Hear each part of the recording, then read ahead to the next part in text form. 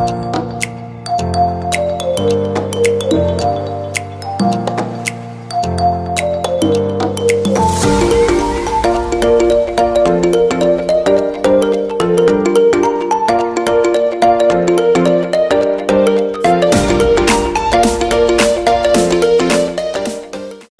with the chairperson of NGT himself, Justice Jasbir Singh, Justice Preetham Pal, all the very senior officers who are on the dais, off the dais, and all the other people who come today and sat through this conference, which has started at 10 and is continuing non-stop except for lunch.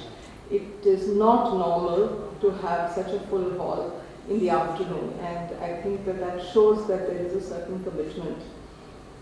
I do not want to bother you with too many slides, but it is important that the context why Delhi is important is put before you. As in terms of size, it only constitutes 0.04% of the whole of India. In terms of population, the official statistics now say 19 million, unofficial say 24 million. The population of Punjab and Haryana is around 26-27. So, you know, we are in a tiny little pinhead of a space, cramming in the populations of both these states. And we hope to be running it as the Rajdhani of India. It's your Rajdhani, it is our Rajdhani. It is no one person's Rajdhani, it is owned by the whole country. Now, the Yamuna goes through this part of, goes over 1200 kilometers, a very tiny portion, hardly 50 kilometers goes through Delhi. But the Yamuna as such is water, and water has no borders, and pollution has no borders.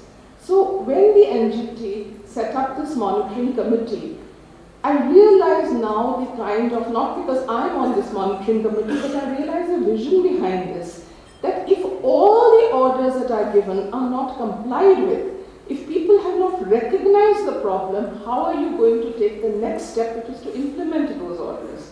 So when we got into this act, first and foremost, we set up a massive website. It is there, and I'll give you the link. Now in that, you'll find these very pictures, lots of pictures.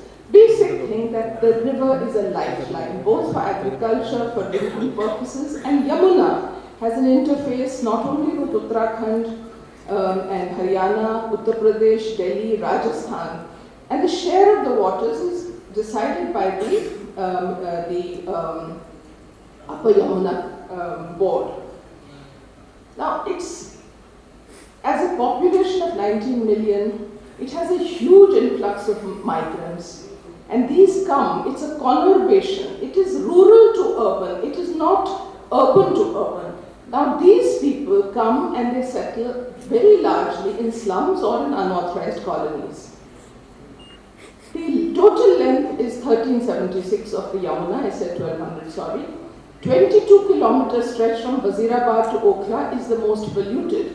2% of the river length is in Delhi and accounts for 70% of the pollution in the river.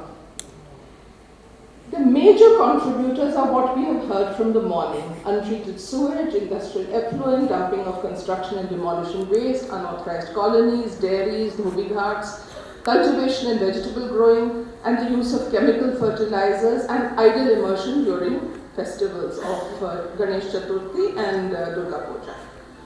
We saw those horror stories on Chhat Puja, those 3 women offering prayers in the middle of all this froth. This is the industrial pollution in Delhi. Whoever does it, it is there.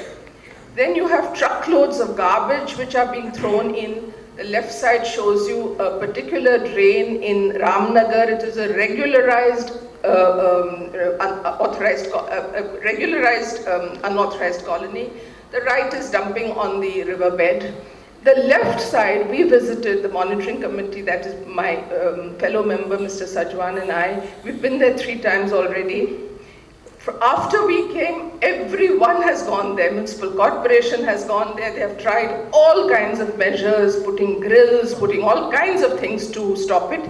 It has abated slightly, but the problem is what the Tata projects gentleman said, Mr. Tripathi, that if you are in a position where you say that you have not planned for anything, then you want to put in a planned system, it is very, very difficult. And that is the bane of all this planning, people coming and settling, and governments and bureaucracies completely turning a blind eye to it. When I was Chief Secretary in Delhi, there were 250 unauthorized colonies. Today there are 1797. We can keep blaming politicians, the Delhi Development Authority, municipal corporations, every chief secretary, every urban development secretary. But the fact is we never stand up to what is happening. And we are today in this situation where all these colonies, they might get regularized. Where and how are we going to catch their sewage and see that it gets treated? This is the dumping of solid waste I just showed you. This is photos of idle immersion in Delhi, and the idle immersion is something which I would say happens only twice a year, but the toxicity levels of lead, mercury, cadmium, they shoot, they go through the roof during those periods, as CPCB and DPCC have told us. They drew a pre and post.